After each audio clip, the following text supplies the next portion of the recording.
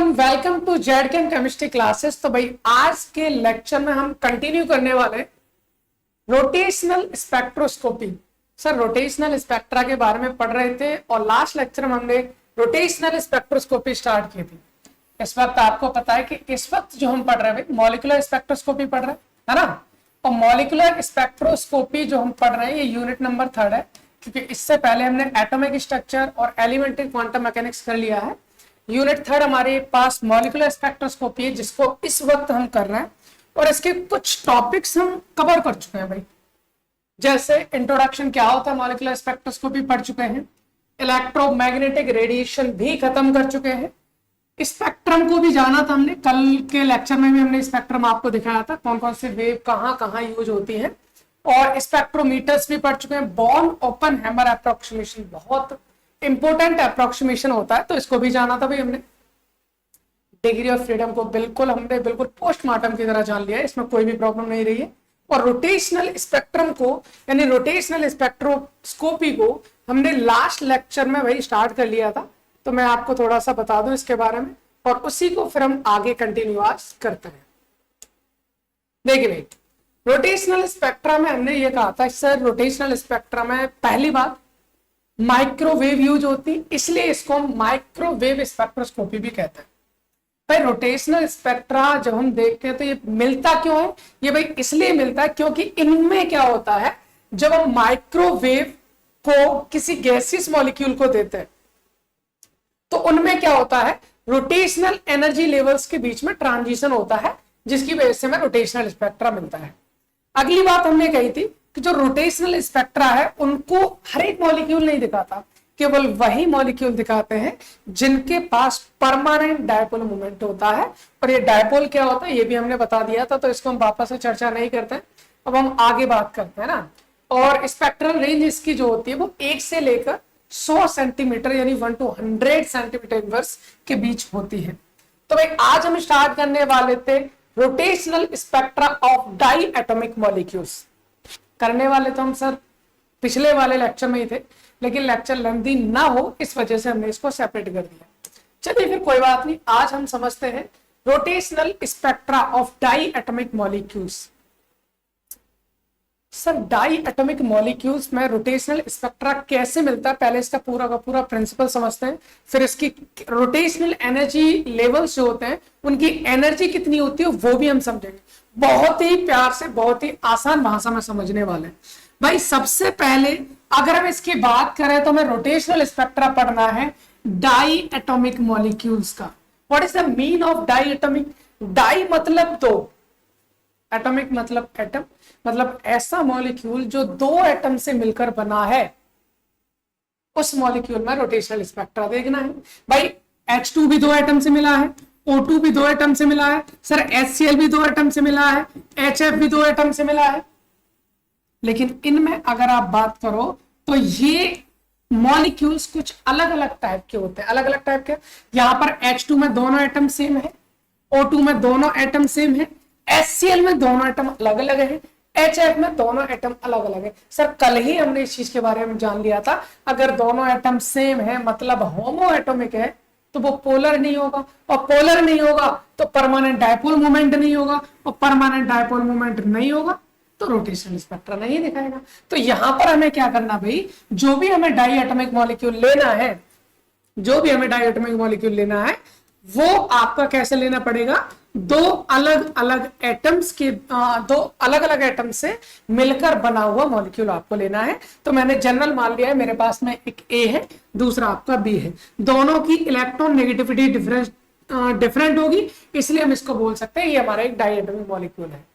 और सर ये die atomic molecule है तो ये क्या होना चाहिए, ये एक डायपोल मॉलिक्यूल होना चाहिए। क्या होना चाहिए, डायपोल मॉलिक्यूल। क्यों? क्योंकि ताकि इसके अंदर परमानेंट डायपोल मोमेंट रहे।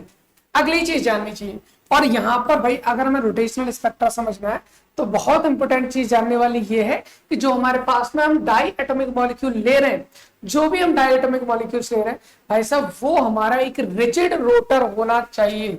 तो यहां पर हम क्या लगेंगे, डाई एटॉमिक मॉलिक्यूल, यहां पर हम लिख लेते हैं, यहां पर AB should be should be क्या, rigid rotor, should be a rigid rotor.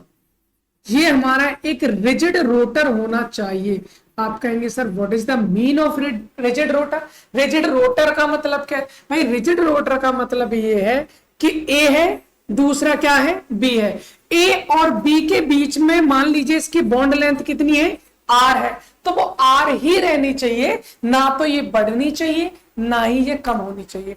कहने का मतलब है किसी एक बॉन्ड से दो एटम्स जुड़े हुए हैं, तो वो दो एटम जहां जुड़े हैं, जितनी डिस्टेंस पर जुड़े हैं सर उतनी ही होनी चाहिए, ना तो इनकी डिस्टेंस कम होनी चाहिए ना इसकी ज्यादा होनी चाहिए।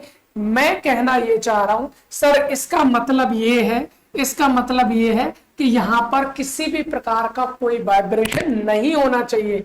There is no vibration, there is no vibration, there is no vibration in rigid rotor. Rigid rotor sir, rigid rotor वो होता है जहां पर मॉलिक्यूल्स में एटम्स के बीच में कोई वाइब्रेशन नहीं होता है और डिस्टेंस बीच में जितनी होती है उतनी की उतनी बनी रहती है। अगर ऐसा है तो हम रोटेशनल स्पेक्ट्रा को बहुत आराम से समझ सकते हैं।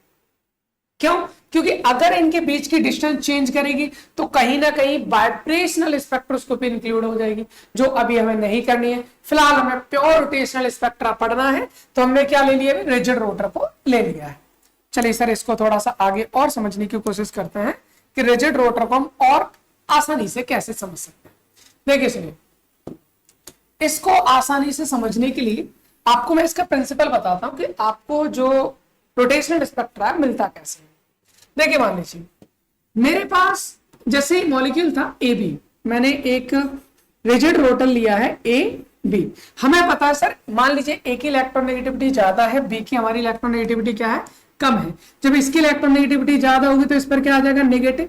इस पर क्या आ जाएगा सर, पॉजिटिव है। इस पर नेगेटिव है, ये पॉजिटिव है। और ये मॉलिक्यूल क्या करेगा, ये मॉलिक्यूल क्या करेगा, इस तरह से रोटेट करेगा। मान लीजिए ऐसा हम कर देता, मान लीजिए सपोज ये मेरे पास में क्या है, मॉलिक्यूल एक प्लेन में है और ये प्लेन में क्या कर रहा है, ये रोटेट कर रहा है, ये रोटेट कर रहा है। ध्यान से समझने की कोशिश करना। मेरे पास में कोई डायपोल मोमेंट है, कोई डायपोल है। सपोज ये मेरे पास में एक बॉन्ड है, एक एटम इधर लगा है, दूसरा एटम इधर लगा है, सपोज कर लीजिए। और ये मॉलिक्यूल मेरा क्या कर रहा है, रोटेट कर रहा है कुछ इस तरह से। सर अगर कोई भी चीज रोटेट करती है तो उसकी कोई ना कोई तो फ्रीक्वेंसी होती है, बिल्कुल होती है। सर इसका मतलब इसकी भी कोई ना कोई फ्रीक्वेंसी होगी, बिल्कुल होगी। मान लीजिए इसकी फ्रीक्वेंसी जो है मैंने न्यू डैश मान, पंखा है, पंखा है। अब पंखा अगर मान लो हमारा घूम रहा है तो इसकी कोई ना कोई तो फ्रीक्वेंसी होती है, कोई ना कोई तो आवृत्ति होती है ना, तो वही इसकी कोई ना कोई फ्रीक्वेंसी होगी। अब मुझे करना क्या भाई, अब मुझे करना यह है कि मैं यहां से इलेक्ट्रोमैग्नेटिक वेव को डालूंगा। ये क्या है मेरे पास, इलेक्ट्रोमैग्नेटिक वेव, और जिसकी जो एनर्जी है उसको मैंने मान लिया एच न्यू। इसकी एनर्जी कितनी है, एच न्यू। और ये कौन सी वेव होनी चाहिए भाई, ये होनी चाहिए मेरे पास माइक्रोवेव। कौन सी होनी चाहिए, माइक्रोवेव। अब होगा क्या भाई, जैसे मान लीजिए यहां पर मेरा मॉलिक्यूल और ये घूमता जा रहा, घूमता जा रहा, घूमता जा रहा, यहां से मेरी वेव आ रही है। अब इस घूमने वाले की फ्रीक्वेंसी अलग होगी, जो वेव आ रही है उसकी फ्रीक्वेंसी अलग होगी। यानी वेव की फ्रीक्वेंसी न्यू है और जो मॉलिक्यूल रोटेट कर रहा है उसकी फ्रीक्वेंसी कितनी है, न्यू नॉट है। सर यहां पर अब एक चीज होने वाली है, और वो चीज क्या होने वाली है, जैसे जैसे घूम रही है मैं अपनी माइक्रोवेव की फ्रीक्वेंसी को कम भी कर सकता हूं, बढ़ा भी सकता हूं।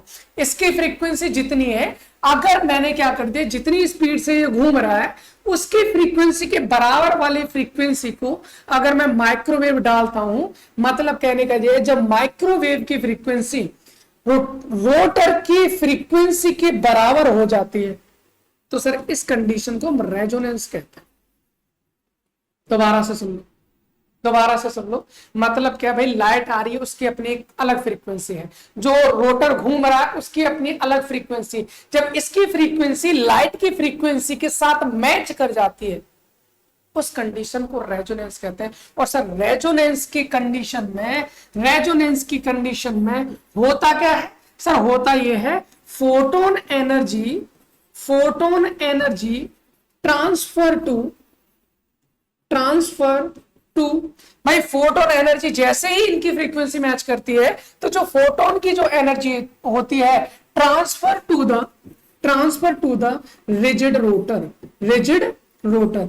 और जैसे ही, अब दोबारा से सुन लो भाई, रोटर यहां पर घूम रहा है, इसकी कुछ ना कुछ फ्रीक्वेंसी है, यहां से वेव आ रही है, उसकी भी कोई ना कोई फ्रीक्वेंसी है। जैसे ही इसकी फ्रीक्वेंसी के साथ मैच करी, सर इसकी जितनी भी एनर्जी थी वो सारी की सारी एनर्जी इस रोटर में एब्जॉर्ब हो जाएगी।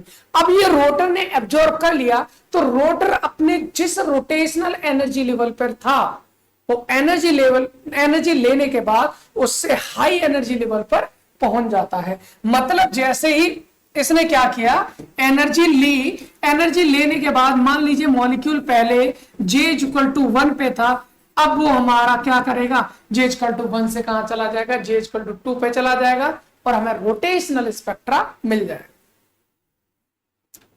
मॉलिक्यूल उठ के नहीं जाता है, मॉलिक्यूल में मतलब रोटेशनल लेवल कम से ज्यादा जाने का मतलब है पहले मॉलिक्यूल धीमे धीमे घूम रहा था, रोटेट कर रहा था। अभी जैसे लाइट आई, एनर्जी ली, अब ये क्या करेगा और तेज घूमेगा। मतलब पहले J=1 पे धीरे धीरे रोटेट कर रहा है, जैसे एनर्जी ली अब J=2 पे पहुंच गया और तेज घूम रहा है, J=3 पे और तेज घूम रहा है और आगे तेज घूमते जाएगा। मतलब जैसे जैसे आप एनर्जी लेवल बढ़ाते जाओगे वैसे वैसे उसकी स्पीड बढ़ती चली जाती है। सर इसी को हम रोटेशनल स्पेक्ट्रा कहते हैं।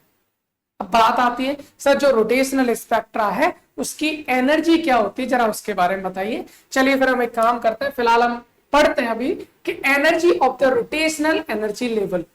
जो भी रोटेशनल एनर्जी लेवल होते हैं हमें कैसे पता चलेगा सर कितनी एनर्जी मेरे को देनी है। जैसे मान लीजिए मैं तो सर सेकंड लेवल पे पहुंचाना चाह रहा हूं, थर्ड रोटेशनल लेवल पे पहुंचाना चाह रहा हूं, फोर्थ रोटेशनल लेवल पे पहुंचाना चाह रहा हूं, तो सर मुझे कितनी एनर्जी देनी पड़ेगी माइक्रोवेव से ताकि मैं उसको उसके अपनी मन पसंदीदा रोटेशनल एनर्जी लेवल पर पहुंचा सकूं। तो चलिए फिर काम करता है, अब रोटेशनल एनर्जी लेवल के लिए उनकी एनर्जी को कैलकुलेट करता है। सर मैं आपको यहाँ पर ना बहुत बेहतरीन चीज बताने वाला हूं, जो शायद आपने कभी इस तरह से आपने इसको कंपेयर भी ना किया। देखो मैं आपको यहां पर मोशन के बारे में बताता हूं, क्योंकि अगर आपको मोशन समझ में आ गया मतलब समझ लो सारी चीजें समझ में। सर मोशन के बारे में क्या बताना चाह रहे हो, अगर मैं बात करता हूं मोशन की तो सर मोशन ना दो टाइप का होता है। यहां पर मैं दो टाइप का मोशन की बात कर रहा हूं। पहला मोशन जो होता है मेरा मोशन होता है ना भाई, पहले मोशन को हम बोल सकते हैं कि वो होता है लीनियर। क्या होता है, लीनियर मोशन। ठीक है सर, अभी क्या होता है जान लेंगे, वैसे आपको इन चीजों के बारे में पता भी होगा। सर दूसरा जो मेरे पास मोशन होता है मैं उसको रोटेशनल या फिर रोटेशनल का दूसरा नाम एंगुलर मोशन भी कहते हैं। अब सर यहां से बहुत इंपॉर्टेंट चीज जानने वाला है, आपको कोई भी किसी भी तरह का कोई डेरिवेशन करने की जरूरत नहीं है। आप इजीली बड़े प्यार से पूरा के पूरा एनर्जी को किस तरह से कैलकुलेट करते हैं वो सारी की सारी चीजें यहां पर जान जाओ, फॉर्मूला भी बनाना आप सीख जाओगे, कोई प्रॉब्लम नहीं। भाई मोशन हमारे पास दो टाइप का हो गया, एक लीनियर मोशन हो गया, दूसरा मेरे पास रोटेशनल मोशन हो गया जिसको आप एंगुलर मोशन भी कह सकते हैं। सर लीनियर मोशन क्या होता है जरा बताएंगे? बिल्कुल बताएंगे। सपोज मेरे पास में कोई भी पार्टिकल है, कोई भी मॉलिक्यूल है और वो मॉलिक्यूल क्या कर रहा है, एक जगह से किसी भी डायरेक्शन में घूमने जा रहा है। मैं हूं सीधा जा रहा हूं, मेरे मोशन को कहा जाएगा सर लीनियर मोशन। क्या है, लीनियर मोशन है। मैं हूं भाई सीधा भाग रहा हूं, मतलब ये लीनियर मोशन हो गया। ये क्या हो गया, लीनियर मोशन हो गया। मान लीजिए जो पार्टिकल मैंने ले रखा है उसका मास कितना है m, और वो जो भाग रहा है m क्या है भाई, इसका m इज द मास, और वो जो भाग रहा है उसकी स्पीड कितनी है, v क्या है सर, v है इसकी वेलोसिटी, जिसको आप लीनियर वेलोसिटी भी कह सकते हैं। क्या कह सकते हैं भाई, लीनियर वेलोसिटी इसकी v। अब मान लीजिए सर ये तो रहा लीनियर मोशन के बारे में कि कोई भी हमारे पास पॉइंट है, या फिर हम बोल सकते हैं कुछ भी हमारे पास चीज है, कुछ भी मान लो, चाहे बंदा मान लो, मॉलिक्यूल मान लो, एटम मान लो, कोई भी पार्टिकल मान लीजिए जिसका मास m है और वो किसी भी वेलोसिटी के साथ भाग रहा है, सर उसको हमने लीनियर मोशन कह दिया। और यहीं पर भाई अगर लीनियर मोशन हो रहा है तो उसका कोई ना कोई तो मोमेंटम भी होगा ना, बिल्कुल उसका कोई ना कोई मोमेंटम होगा। तो मोमेंटम कैसे निकालते हैं सर? मोमेंटम होता है p, और p बराबर होता है m इंटू v। p बराबर क्या होता है भाई? p बराबर होता है sir m into v। p बराबर हो जाता है m into V, mass into velocity. भाई जितना मास उसके अंदर है और उसकी स्पीड कितनी, अगर दोनों को मैं प्रोडक्ट ले लूं, दोनों का क्या मल्टीप्लाई कर दूं, तो मुझे उसका क्या निकल आता है? मोमेंटम। इसको हम कहेंगे सर लीनियर मोमेंटम। क्या कहेंगे इसको? लीनियर मोमेंटम इसको बोलेंगे। ये तो सर लीनियर की कहानी होगी। अब हम थोड़ा सा एंगुलर की बात करें। जैसे कि मान लीजिए यहां पर कोई भी जो पॉइंट था मेरा, यहां पर जो भी पॉइंट था मेरा, वो एक लीनियर डायरेक्शन में जा रहा था, यहां रोटेशन में जाएगा। रोटेशन इन द सेंस ये मेरे पास एक मॉलिक्यूल, कोई भी मॉलिक्यूल है, कुछ भी मान लीजिए, पर ये क्या करेगा? इस तरह से हमारा घूमेगा। भाई रोटेशन तो ऐसे होगा, कोई ना कोई सेंटर से वो क्या करेगा? रोटेशन करेगा। और जब रोटेशन करता है ना भाई, अगर मान लीजिए कोई भी मॉलिक्यूल है या कोई भी चीज है, अगर वो क्या कर रहा है? सीधा सीधा जा रहा है, तो हम उसके मास की बात करते हैं। यहां पर हम मॉलिक्यूल की बात कर रहे हैं। सर मॉलिक्यूल मेरा कुछ इस तरह से तो घूम रहा है, इस तरह से तो घूम रहा है, इसका ये एक एटम है, दूसरा ये एटम है, इस तरह से घूम रहा है, तो हम यहाँ पर मॉलिक्यूल का मास नहीं ले सकते। सर यहां हम लेते हैं आई। आई क्या है? I is the moment of inertia. Moment of inertia, I hope आप इसके बारे में जानते होंगे। मोमेंट ऑफ इनर्शिया क्या होता है? मोमेंट ऑफ इनर्शिया क्या होता है इसके बारे में जानते होंगे। अच्छा, इसको निकालते कैसे हैं? निकालते कैसे? अभी हम इस चीज के बारे में बात करेंगे, कैसे निकालते हैं। वैसे आपको पता होगा आई बराबर जो होता है म्यू आर स्क्वायर होता है। चलो इसके बारे में बता दे, इसके बारे में बता ही दे। चलिए इधर देख लो एक बार इधर देख लीजिए। ए बी मॉलिक्यूल है, यहाँ हमने किया था, ठीक है। इधर कर लेते, थोड़ा इधर कर लेते हैं इसको, ठीक है। मोमेंट ऑफ इनर्शिया भी आपको समझ में आ जाएगा यहाँ पे, और आपको प्रॉब्लम भी ना रहेगी। और वो आना बहुत जरूरी है, आना बहुत जरूरी है। क्या चीज भैया? हमें आना बहुत जरूरी है, मोमेंट ऑफ इनर्शिया। इनर्शिया, ठीक है ना। इसको हम किससे दिखाते हैं? आई से दिखाते हैं। मान लीजिए मेरे पास में जो मॉलिक्यूल है, मेरे पास जो डायरेक्ट में मॉलिक्यूल लिया है मैंने, ए और बी तो लिया है। मान लीजिए इन दोनों के बीच की डिस्टेंस है आर। इस ए का मास मान लीजिए m1 है, बी का मास कितना है? m2 है। ए का मास m1 है, बी का मास मेरा क्या है? m2 है। तो अगर कोई एक पार्टिकल है तो मुझे उसका मास लेना होता है। अगर मेरे पास में एक से ज्यादा एटम्स अगर मॉलिक्यूल में जुड़े तो मुझे उनका रिड्यूस मास लेना होगा। और रिड्यूस मास का फॉर्मूला मेरे पास ये होता है 1/μ is equal to 1/m1 plus 1/m2, जिसको आप इस तरह से लिख सकते हो mu is equal to m1m2 upon m1 plus m2।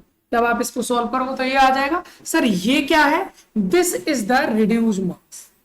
Reduced mass, इसको हम रिड्यूस्ड मास कहते हैं। और इस रिड्यूस्ड मास से ही हम मोमेंट ऑफ इनर्शिया निकालते हैं। तो यहां से हमारे पास फाइनल फॉर्मूला आ जाता है I is equal to mu are square. I is equal to mu are square. Mu क्या है भाई? रिड्यूस्ड मास लेना होता है। आर क्या है? इन दोनों के बीच की डिस्टेंस। आर इन दोनों के बीच की डिस्टेंस है, तो ये हो जाएगा हमारे पास moment of inertia mu are square. तो चलिए भाई वापस से हम वहीं पहुंचते हैं। फिलहाल हम बात करें तो कुल मिलाकर ये है कि जो मोमेंट ऑफ इनर्शिया होता है वो बताता क्या है? वो कोई भी अगर मॉलिक्यूल हमारा रोटेशन में घूम रहा है तो आप एक ऐसे मान सकते हो कि उसका मास बता रहा है। क्या बता रहा है? मास बता रहा है। चलिए सर ठीक है, मास बता रहा, आपने बोल दिया, हमने मान लिया कि यहां पर हमारे पास क्या है? कोई मॉलिक्यूल जो घूम रहा है उसका मोमेंट ऑफ इनर्शिया क्या है? आई। सर उसकी कोई ना कोई तो वेलोसिटी होगी ना। अगर मास m वेलोसिटी से जा रहा है, उस वेलोसिटी को हमने v बोल दिया। लीनियर जा रहा है, लीनियर वेलोसिटी। अब अगर वो किसी रोटेशन में घूम रहा है, तो सर उसको वेलोसिटी ना कहकर उसको हम दिखाते हैं ओमेगा से, और वो हो जाते हैं हमारे पास एंगुलर वेलोसिटी। एंगुलर वेलोसिटी क्या कहना चाह रहे हो सर? कहना ये चाह रहे भैया बहुत सिंपल सी बात है। देखो लीनियर मोशन में बात करें तो हमारे पास मास होता है m, linear velocity v। Rotation की बात करें तो हमारे पास मास मतलब मोमेंट ऑफ इनर्शिया I, और वेलोसिटी की बात करें तो एंगुलर वेलोसिटी ओमेगा। जैसे हमने यहां पर बात की थी लीनियर मोमेंटम p बराबर m इंटू वी होता है, वैसे ही सर यहां पर भी तो निकाल सकते हैं हम। और यहां पर हम क्या निकालेंगे, अगर मैं I इंटू ओमेगा कर दूं तो ये भी तो कुछ ना कुछ होगा भाई, मास into velocity linear momentum, moment of inertia into angular velocity, ये हमारे पास क्या हो जाएगा एंगुलर मोमेंटम। और इस एंगुलर मोमेंटम को दिखाते हैं हम L से, ये L क्या हो जाएगा, दिस इज एंगुलर मोमेंटम, ये हमारे पास एंगुलर मोमेंटम। आई होप इतनी बात आपको समझ में आ गई होगी, इसमें कोई भी प्रॉब्लम आपको नहीं आनी चाहिए। आई होप इतने में कोई प्रॉब्लम नहीं आनी चाहिए। चलिए कोई बात नहीं, अब इसको आगे करने की कोशिश करते हैं। अब इसको हम आगे करने की कोशिश करते हैं। भाई ये हमारे पास क्या था, ये हमारे पास लीनियर मोशन की बात कर रहे थे, इधर हम रोटेशनल मोशन की बात कर रहे थे ना, ठीक है सर। लीनियर मोमेंट उसमें हमने लीनियर मोमेंटम निकाला था P बराबर m इंटू वी, यही निकाला था बिल्कुल। यहां पर रोटेशनल में हमने रोटेशनल हम बोल सकते हैं या एंगुलर मोमेंटम हमने निकाला था L equal to I omega, L equal to I omega. इसमें तो कोई प्रॉब्लम है नहीं। अब हम बात करते हैं काइनेटिक एनर्जी। आप बचपन से पढ़ते चले आएंगे sir, we know kinetic energy बराबर क्या होता है 1/2 mv²। आपने बहुत बार पढ़ा होगा काइनेटिक एनर्जी बराबर क्या होता है हाफ mv², हाफ mv²। अब एक बात बताओ मुझे, अगर मैं मान लीजिए 1/2 ऊपर और नीचे दोनों तरफ m से मल्टीप्लाई कर दूं तो कोई प्रॉब्लम तो है नहीं। क्या मैं इसको ऐसे लिख सकता हूं m² v² अपॉन m, क्योंकि m से m काट दूंगा तो बचेगा तो mv² ही ना, बिल्कुल बचेगा। तो भाई अब यहां पर एक चीज देखो भाई, क्या देखना है सर, हम यहां पर ये देख सकते हैं mv बराबर p है तो m² v² बराबर इसको मैं p² लिख सकता हूं। Can I right? बिल्कुल सर, ऑफ कोर्स लिख सकते हैं। और लिख सकते हैं तो मैं यहां से लिख सकता हूं सर 1/2 इंटू ये हो जाएगा p² अपॉन m, क्योंकि m² बराबर क्या हो जाएगा p²। तो यहां से काइनेटिक एनर्जी हमारे पास हो जाएगी, p² अपॉन 2m।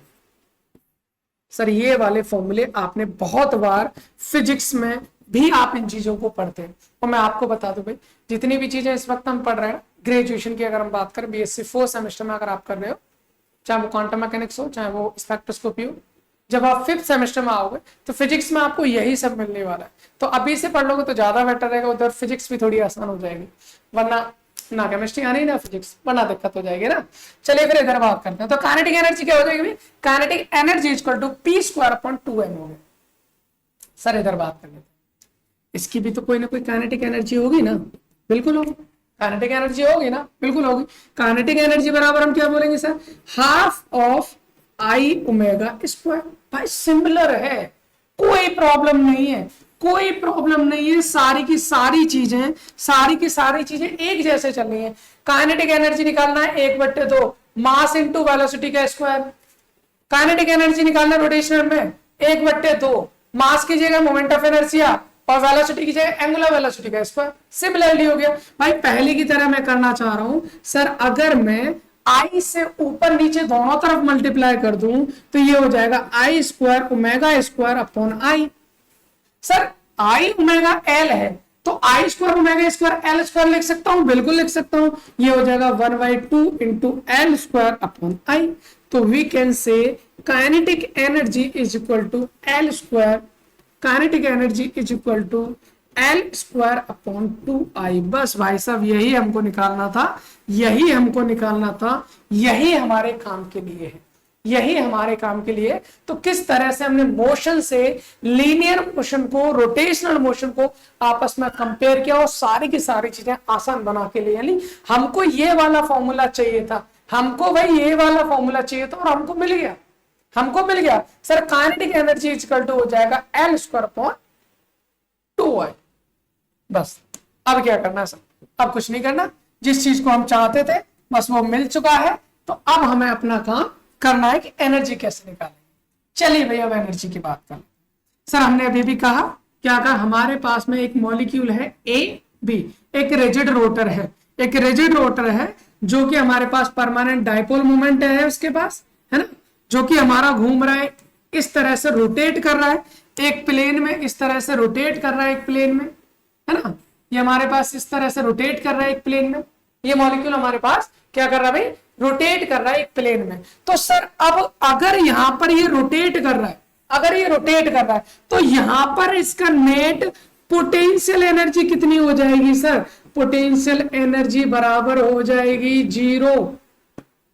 कितनी हो जाएगी, जीरो। सर क्यों, पोटेंशियल एनर्जी मतलब V बराबर जीरो। सर क्यों हो जाएगी, क्योंकि वो तो घूम रहा है ना सर, अगर रुका होता पोटेंशियल एनर्जी कुछ ना कुछ होती, काइनेटिक एनर्जी जीरो हो जाती। अब वो घूम रहा है तो उसकी कुछ ना कुछ काइनेटिक एनर्जी होगी, लेकिन पोटेंशियल एनर्जी कितनी हो जाएगी, जीरो। और we know total energy is equal to होता है kinetic energy plus potential energy. यही तो होता है, पोटेंशियल एनर्जी को V से दिखाओ, total energy E is equal to kinetic energy plus potential energy.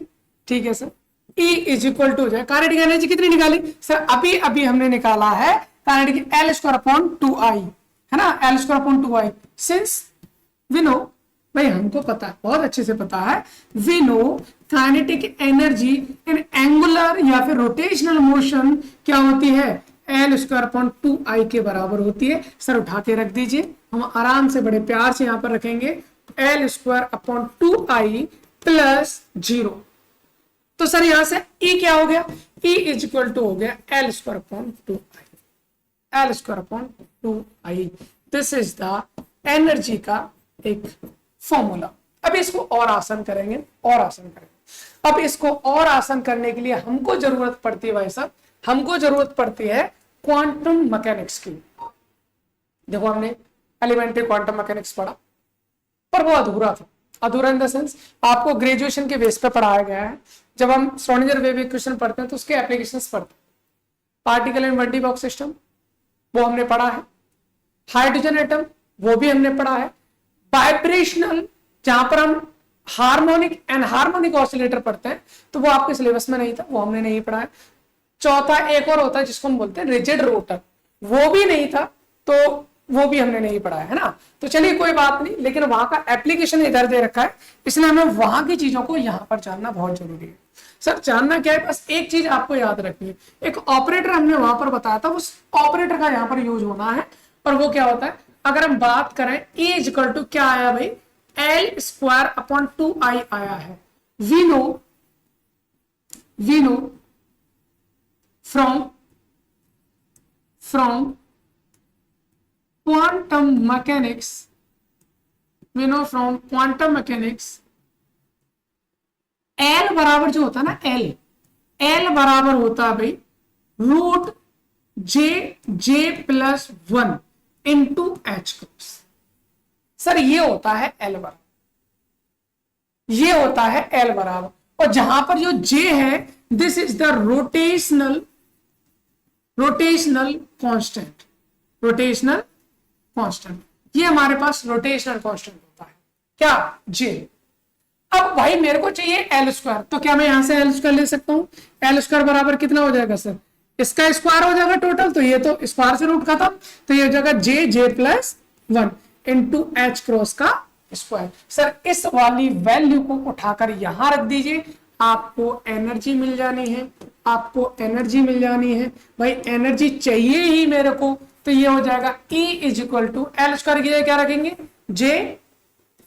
J plus 1 into H cross square upon 2I। Sir यही तो हो जाएगा H क्रॉस स्क्वायर, नीचे क्या है 2I, इसमें तो कोई प्रॉब्लम है नहीं है सर। और वी नो एक और चीज हम जानते हैं, चूंकि हमको पता होता भाई, हमको पता है सर, पहले से जान चुके हैं H क्रॉस क्या होता है सर, H क्रॉस होता है H अपॉन 2 की, होता है कि नहीं होता है, तो भाई H क्रॉस स्क्वायर क्या हो जाएगा, H स्क्वायर अपॉन 4 स्क्वायर के बराबर हो जाएगा। ये तो हमने सर पहले भी पढ़ चुके थे, जब हमने हाइजीन व अनसर्टेनिटी प्रिंसिपल पढ़ा था, वहां भी पढ़ा था। क्वांटम मैकेनिक्स ऑपरेटर्स पढ़े थे, वहां भी पढ़ा था, बहुत बार पढ़ चुके हैं। एच क्रॉस बराबर क्या होता है, h/2 पाई, तो एच क्रॉस स्क्वायर कितना हो जाएगा, h²/4 पाई²। तो इसको उठाकर यहां रख दीजिए सर, यहां रखेंगे वापस से तो क्या हो जाना है सर, ये हो जाएगा E = J+1 H cross square की जगह रखना है h²/4 पाई², ये रख दिया, अपॉन में 2i इंटू 2i, आगे कर दीजिए E = J+1 और यहां से हो गया h²/4 8 पाई² भाई यही हमारे पास में क्या हो गया, एनर्जी का एक, हमारे पास एक हम बोल सकते हैं जो फॉर्मूला है वो। इसको हम सही ढंग से लिख देते हैं, इसको हम सही ढंग से लिख देते हैं। देखिए कैसे लिखेंगे, हमारे पास आया भाई एनर्जी जो है, एनर्जी किसी भी जेथ लेवल के लिए हम एनर्जी निकाला हमने h²/8 into J+1 into J+1। Sir ये मेरे पास में एनर्जी का एक फॉर्मेट आ चुका है, और इससे जब आप एनर्जी निकालोगे तो इसका आंसर जो है वो किस में आना है, जूल में आएगा। किस में आएगा भाई, जूल में आएगा। इतनी चीज आपको ध्यान रखनी है।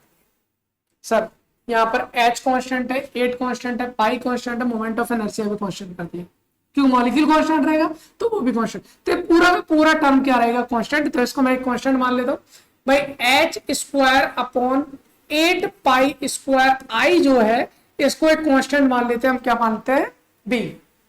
क्या मान लेते हैं भाई, इसको b मान लेते हैं। तो मैं इसको b की टर्म में लिख देता हूं, ठीक है।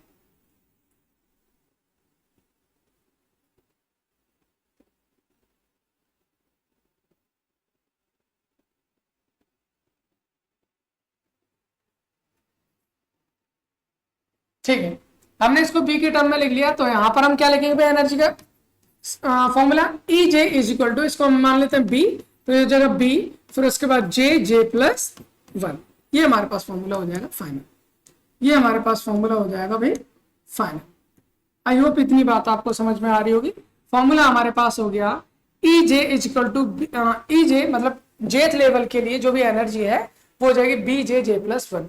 अच्छा यहाँ पर एक चीज लिख लेना जो हमने लिखा है यहाँ पर, J बराबर क्या होता है भाई, J बराबर रोटेशनल कांस्टेंट, मतलब हम इसको लिख सकते हैं रोटेशनल क्वांटम नंबर, है ना, रोटेशनल क्वांटम नंबर बोलते हैं एक्चुअली, ठीक है, ओके, रोटेशनल क्वांटम नंबर बोलते हैं। और जो B है that is the rotational constant, ठीक है ना। ये हमारे पास एक क्या है, एक कांस्टेंट है, ये हमारे पास एक कांस्टेंट है। और इसके जो आंसर आएगा वो किस में आना चाहिए भाई, जूल में आना चाहिए। अगर मान लीजिए आप इस जूल को सेंटीमीटर इनवर्स में भी पूछा जाता है तो उसके लिए भी मैं आपको बता देता हूं कि अगर आपको सेंटीमीटर इनवर्स में आंसर निकालना हो तो आप किस तरह से निकालेंगे। तो मैं आपको डायरेक्टली बता रहा हूं, देखिए अगर मान लीजिए आपको एनर्जी निकालनी है, एनर्जी अगर आपको जूल में दे रखी है और आप किसमें चाहिए, सेंटीमीटर इनवर्स में, तो आपको जूल को डिवाइड करना होगा किससे, H, या फिर एक काम करो, मैं एक नया कांस्टेंट ले रहा हूं, इस तरह से कर लीजिए। आपको जूल से अगर सेंटीमीटर इनवर्स में चाहिए तो इसको HC से डिवाइड कर दीजिए। मैं एक नया कांस्टेंट B बार ले रहा हूं, B बार बराबर हो जाएगा मेरा B/HC। B/HC मतलब क्या है भाई, ये क्यों किया है मैंने, ये इसलिए कर रहा हूं क्योंकि B का जो यूनिट है वो जूल है, बट H की जो यूनिट होती है वो जूल सेकंड होती है, और C हमारा सेंटीमीटर सेकंड इनवर्स, मीटर पर सेकंड नहीं सेंटीमीटर पर सेकंड लेंगे तो उस केस में हमारा आंसर सेंटीमीटर में आएगा। अगर आप इसको देखोगे तो देखो जूल से जूल कैंसिल, सेकंड से इनवर्स कैंसिल, बचेगा केवल हमारा सेंटीमीटर। इसलिए मैंने इसको लिया है कि सेंटीमीटर इनवर्स में अगर आपको जूल को सेंटीमीटर इनवर्स में चेंज करना है आप HC से डिवाइड कर दो। अगर HC से आप डिवाइड करोगे तो यहाँ पर एक चीज आ जाएगी कि B बार की फिर वैल्यू क्या हो जाएगी, वो चेंज हो जाएगी, क्योंकि B बराबर क्या है, B बराबर है सर H²/8 पाई², यही तो है। डिवाइड कितने से करना है, HC से, तो इनटू HC कर दोगे। जैसे ही आप करोगे HC तो H से H कैंसिल हो जाएगा, तो यहां से फाइनली B बार बराबर हमारे पास आ जाएगा H/8 पाई²IC, 8 पाई²IC। ये B बार की वैल्यू होगी और ये हमारे पास P की वैल्यू हो जाएगी। याद रखना इसकी वैल्यू ये किसमें जूल में आनी है और इसकी वैल्यू हमारी सेंटीमीटर इनवर्स में। तो आप इसका दो फॉर्मूले लिख सकते हो, एक और फॉर्मूला इस तरह से लिख सकते हो, इसका एक और फॉर्मूला इस तरह से लिख सकते हो, E J is equal to B bar J plus 1। इस तरह से भी आप इसको लिख सकते हो, ठीक है। E J is equal to B bar J plus 1, लेकिन अंतर इतना है कि इसका आंसर जूल में, तो इसका आंसर किस में आएगा, सेंटीमीटर में।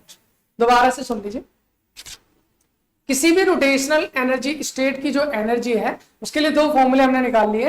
एक है बी जे प्लस 1, दूसरा है बी बार जे प्लस 1। अगर आपको सेंटीमीटर इनवर्स में लेना है तो बी बार लगाना है और जूल में निकालना है तो बी निकालना है। बी बराबर क्या है, बी बराबर है H square upon 8 pi square I. और अगर बी बार की वैल्यू देखनी है आपको सेंटीमीटर इनवर्स के लिए तो एच अपॉन 8 पाई स्क्वायर आई सी। ये आपको ध्यान रखना है। सर मुझे लास्ट एक और काम करना है, वो और कर दीजिए, वो है मेरे पास में एनर्जी लेवल्स। किस तरह से निकालेंगे सर, अगर मेरे पास रोटेशनल क्वांटम नंबर है कोई भी और मैं निकालना चाहता हूं उसके लिए एनर्जी, क्या रहेगी भाई, मुझे पता है sir energy E J equal to कितनी होती है, ये होती है सर बी जे प्लस 1, ठीक है। अगर मान लीजिए सर जे की वैल्यू को मैं चेंज करता हूं, मान लीजिए जे इक्वल टू 0 हो सकता है, जे इक्वल टू 1 हो सकता है, जे इक्वल टू 2 हो सकता है, जे इक्वल टू 3 हो सकता है, जे इक्वल टू 4 हो सकता है, जे इक्वल टू 5 हो सकता है, बहुत सारा हो सकता है। अगर मैं जे की वैल्यू 0 रखता हूं तो जे को 0 प्लस 1 1 और 1 इंटू 0 तो 0 हो जाना है। सर ई 0 की वैल्यू कितनी हो जाएगी, 0 हो जाएगी। सर ई 1 की वैल्यू कितनी आएगी, अगर मैं 1 रखता हूं आप तो 1 प्लस 1 2 हो जाएगा, 2 बन जाए 2 आ जाएगा, तो आंसर आ जाएगा 2, है ना। अगर मान लीजिए सर मेरे को E2 चाहिए तो कैसे करूंगा भाई, जे की वैल्यू 2 रख दीजिए तो 2 प्लस 1 3, 3 2 जा 6, ये हो जाएगा 6 भी। इसी तरह से अगर मैं मान लीजिए 3 रखता हूं तो 3 प्लस 1 4, 4 3 जा 12, ये 12 भी हो जाएगा। सर यहाँ पर अगर मैं 4 रखता हूं, 4 प्लस 1 5, 5 4 जा 20, यहाँ पर ये कितना आ जाना है, यहाँ पर ये आ जाएगा आपका, क्या आ जाएगा 20 भी। सर मैं 5 करता हूँ, चलो 5 करो, 5 प्लस 1 6, 6 5 जा कितना हो जाएगा भाई, 6 5 है 30, 30 भी हो जाना। यहां से अब मैं एक लेवल बनाने वाला हूं, वो चीज आप समझने की कोशिश करना, वो चीज आप समझने की कोशिश करना, ठीक है भाई। देखिए यहां से अब हम एक लेवल बनाते हैं। एक मेरे पास ये रहा एनर्जी स्टेट, ठीक है। ये है मेरे पास क्या है सर, ये है मेरे पास J is equal to 0, J is equal to 0। तो सर इसकी एनर्जी जो है E0 वो कितनी होगी, वो तो 0 रहेगी, वो तो 0 रहेगी। अभी अगर मैं कर दूं सर J इक्वल टू 1 कर दूं तो 2 भी, उसकी एनर्जी कितनी हो जाएगी 2 भी। तो मैं इसका एक 2 भी निकाल लेता हूं, मान लीजिए 2 भी हमारा यहां पर आ गया, 2 भी हमारा यहां आ गया। तो ये J इक्वल टू 1, तो इसकी जो एनर्जी है वो हो जाएगी E1 is equal to 2B के बराबर, सही। अगर मैं J इक्वल टू 2 करता हूं तो एनर्जी कितनी हो जाती है 6 भी। इसका मतलब सर इसका 6 गुना मान लीजिए, सॉरी 3 गुना, ये यहां पर अप्रोक्सीमेट मान लिया, मान लेते J इक्वल टू 2 करते हैं तो सर इसकी जो एनर्जी है E2 वो हो जाएगी 6 भी। ध्यान से समझने की कोशिश करना, है ना। इसी से हम स्पेक्ट्रा बनाएंगे। फिर अभी अगर मान लीजिए सर मैं करता हूं कितना, मैं करता हूं J इक्वल टू 3 तो ये 12V पे जाएगा सर, 12V पे जाएगा तो इसके बीच का डिफरेंस और बढ़ जाएगा। J इक्वल टू 3 ये हो जाएगा sir E3 equal to 12V। इसी तरह से एक और कर दो, चलो एक और कर देता हूं, जगह बची बहुत बढ़ जाएगी एनर्जी ना। तो हम अगर वहां देखें तो ये J इक्वल टू कितना हो जाएगा 4 और यहां पर हो जाएगी एनर्जी हमारी E4 की वैल्यू कितनी हो जाएगी, E4 की वैल्यू होगी हमारे पास 20V। जो इस तरह से एनर्जी स्टेट होंगे। और यहां पर आपको एक चीज देखने को मिल रही है, जैसे जैसे एनर्जी स्टेट बढ़ रहे हैं उनके बीच का एनर्जी डिफरेंस भी बढ़ता जा रहा है, उनके बीच का एनर्जी डिफरेंस भी बढ़ता जा रहा है। अगर आप यहां देखो सर, अगर आप यहां देखते हो तो इनके बीच का एनर्जी डिफरेंस कितना आता है, यहां पर अगर आप देखोगे एनर्जी डिफरेंस कितना आ रहा है सर, 2 में से 0 गया सर, 2B का एनर्जी डिफरेंस आ रहा है। आप यहां देखिए जरा, 6 में से 2 गए तो 4b का एनर्जी डिफरेंस आ रहा है। सर यहां देखिएगा, अगर आप यहां देखोगे 12 में से 6 गया तो 6b का एनर्जी डिफरेंस आ रहा है। सर आप यहां देखेंगे तो डिफरेंस कितना आ रहा है, 20 माइनस 12, सर 8b का डिफरेंस आ रहा है। 2 4 6 8 10 12 14 16, सर दो डिजिट आपकी बढ़ती चली जा रही है। और जब आप एग्जाम कॉम्पिटिशन एग्जाम में जाते हैं तो वहां पर क्वेश्चन ये आता है, मान लीजिए J = 3 और J = 4 है, तो इन दोनों के बीच का एनर्जी डिफरेंस कितना हो। आप इजीली बनाएंगे, बता देंगे। लेकिन अगर आपसे पूछा जाए कि बताइए J = 24 और J = 25 के बीच का एनर्जी डिफरेंस क्या होगा, तो आप तब तक बनाते थोड़ी फिरेंगे, हैं तब तक बनाते थोड़ी फिरेंगे, फिर तो प्रॉब्लम हो जानी है। तो वो प्रॉब्लम को सॉर्ट आउट हम करने वाले अगले लेक्चर में। तो वहां जानेंगे कि रोटेशनल एनर्जी स्टेट जो भी होती है हमारे पास, या रोटेशनल एनर्जी स्टेट जो भी होती है, इनके बीच का एनर्जी डिफरेंस कैसे निकालेंगे, और सिलेक्शन रूल क्या होता है वो भी जानेंगे। साथ ही साथ रोटेशनल स्पेक्ट्रा जो फाइनल होता है वो कैसे बनता है वो भी हम जानने वाले हैं अगली क्लास में। तो इस क्लास को हम यही समाप्त करते हैं, मिलते हैं अगली क्लास में एक नई एनर्जी के साथ। बस आपसे एक ही चीज बोलना चाहेंगे, और वो चीज ये है जो बार बार हम बोलते रहते हैं कि लेक्चर को भाई शेयर करिए जहां तक हो सकता है वहां तक। जितने भी लोग आपसे जुड़े हैं, जो भी आपके क्लासमेट है, बैचमेट है, ट्यूशन मेट है, कॉलेज मेट है, भाई जो भी है जिनको इन टॉपिक्स की जरूरत है, चाहे वो पीएससी की प्रिपरेशन कर रहा है, एमएससी की प्रिपरेशन कर रहा है, सीयूईटी की प्रिपरेशन कर रहा है, आईटी जैम के लिए पढ़ रहा है, गेट के लिए पढ़ रहा है, नेट के लिए पढ़ रहा है, सर हर कंडीशन में ये बहुत हेल्पफुल लेक्चर्स हैं। चलिए फिर मिलते हैं आपको अगले लेक्चर में, तब तक आप शेयर जरूर करें। Thanks for watching.